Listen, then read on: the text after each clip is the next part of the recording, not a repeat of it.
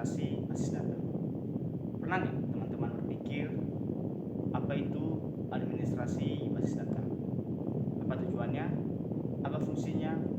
Dan kenapa harus ada administrasi basis data? Teman-teman, administrasi basis data atau biasa disebut adalah DBA adalah suatu teknik untuk mengolah, mengamankan, dan menyimpan data yang dibutuhkan oleh aplikasi dan juga dibutuhkan oleh pengguna. Jadi di sini kita akan belajar tentang administrasi basis data. Kita akan belajar bagaimana fungsinya dan apa kepentingannya. Jadi teman-teman, silakan menonton video berikut ini. Administrasi basis data, peran, tujuan, dan praktik utama. Jadi di sini kita akan membahas apa itu DBA, mengapa penting, dan gambaran tugas sehari-hari yang menjaga data aman, tersedia, dan cepat diakses. Yang pertama kita bahas yaitu apa itu sebenarnya administrasi basis data. Di sini jelas mengatakan bahwa administrasi basis data adalah rangkaian aktivitas untuk mengolah, memelihara, mengamankan, dan mengoptimalkan database. Bayangkan database sebagai gudang informasi. DBA menjaga agar gudang rapi, aman, dan semuanya mudah ditemukan. Teman-teman bisa membayangkannya secara fisik ketika teman-teman ada satu lemari. Dalam lemari itu kita perlu merapikan dan kita perlu membuat dapat terstruktur dengan baik supaya ketika kita mencari satu barang maka kita bisa dapat menemukannya. Inilah tugas DBA, yaitu merapikan dan menyusun data dengan baik. Nah, perlu diketahui juga bahwa jika database ini dikelola dengan buruk, maka ada risiko kehilangan, korupsi, dan kebocoran data meningkat. Tujuan utama administrasi basis data. Yang pertama yaitu keamanan data, yang kedua yaitu konsistensi dan integritas, yang ketiga yaitu performa, dan yang keempat yaitu ketersediaan. Kita akan membahas tentang keamanan data.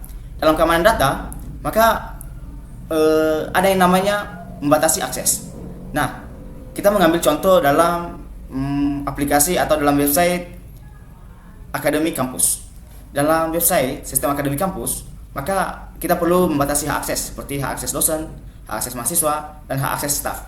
Di mana contohnya dosen hanya bisa menginput nilai mahasiswa yang dia ampuh dan hanya bisa melihat datanya sendiri. Sedangkan mahasiswa hanya bisa melihat nilainya sendiri dan hanya bisa mengisi angket atau hanya bisa melihat atau mengambil KRS. Nah, yang kedua yaitu tentang konsistensi dan integritas. Nah, di sini bahwa mengatakan pastikan data akurat dan tidak saling bertentangan. Nah, di dalam basis data itu ada namanya primary key. Apa gunanya primary key? Primary key ini menjadi satu data unik sehingga data satu dengan data yang lainnya itu tidak tabrakan. Nah, yang ketiga yaitu performa, yaitu respon cepat dan query untuk query dan transaksi. Dan tentu saja dengan adanya basis data, maka performa aplikasi atau performa website lebih cepat dan lebih bagus. Kenapa? Karena datanya sudah terstruktur dan sudah disusun dengan rapi.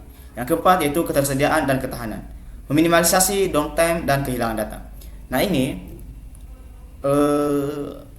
administrasi basis data itu menjamin tentang ketersediaan dan ketahanan data. Semua tujuan ini bekerja bersama untuk mendukung layanan aplikasi yang andal bagi pengguna akhir.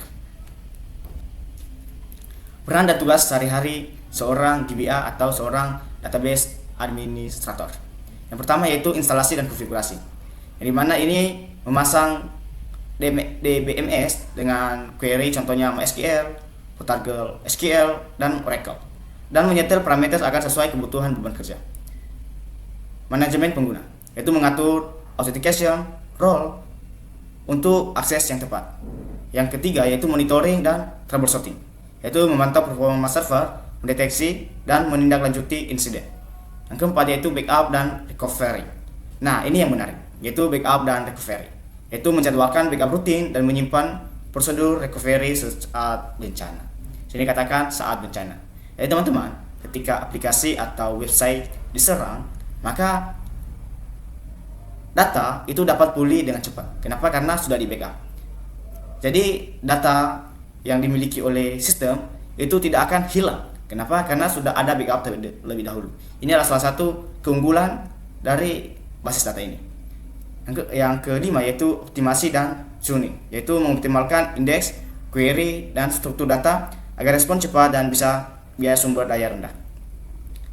Kita akan membahas tentang backup dan recovery strategi yang harus dimiliki.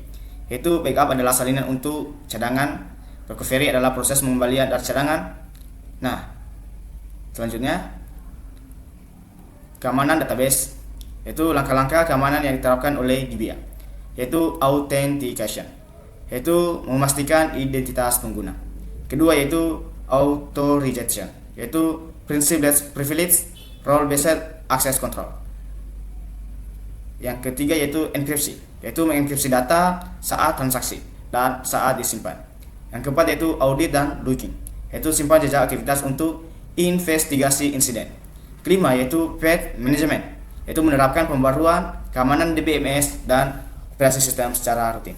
Nah, jadi administrasi basis data adalah kombinasi teknis dan kebajikan operasional untuk menjaga data tetap aman, konsisten, tersedia, dan cepat.